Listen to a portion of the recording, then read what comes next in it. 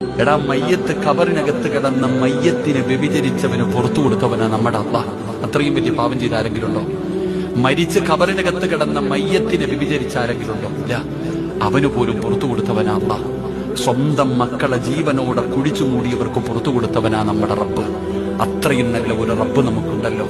ആ റബ്ബിനോട് പറ, പൊറുക്കന്റെ പാപം സ്വയ്യീതി വെറുക്കാതെ പൊറുക്കുന്നവൻ ആരുണ്ട് നീ അല്ലാതെ. അള്ളാഹിനോട് പറയണം, ഇഹലോക ആർഭാടങ്ങൾ എന്നെ വലച്ചതാ, നഫ്സെന്നെ ഉന്തി തള്ളി വിട്ടു ചതിച്ചതാ.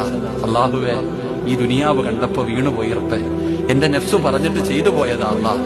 അള്ളാഹുവെ, അല്ലാതെ ധിക്കരിച്ചല്ല റബ്ബേ നിന്നെ. അല്ലാ, നീ കണ്ടാൽ ഒരു ചുക്കും എനിക്കില്ല എന്ന് പറഞ്ഞിട്ട് ചെയ്തതല്ല അള്ളാഹ്, പറ്റിപ്പോയി റബ്ബേ. അള്ളാഹ് നീ കാണുന്നുണ്ടെന്ന് എനിക്കറിയാം, എന്നിട്ടും ചെയ്തത് അഹങ്കാരം കൊണ്ടൊന്നുമല്ല, പറ്റിപ്പോയി തമ്പുരാനെ, എനിക്കത് പുറത്തുതായെന്ന് അള്ളാഹുവിനോട് പറയേണ്ട രീതിയിൽ പറഞ്ഞിട്ട് നമുക്ക് പിരിയാം. അള്ളാഹു നമ്മുടെ പാപങ്ങൾ മുഴുവനും പുറത്തു തരുമാറാകട്ടെ. അള്ളാഹു നമ്മുടെ പാപങ്ങൾ മുഴുവനും പുറത്തു തരുമാറാകട്ടെ.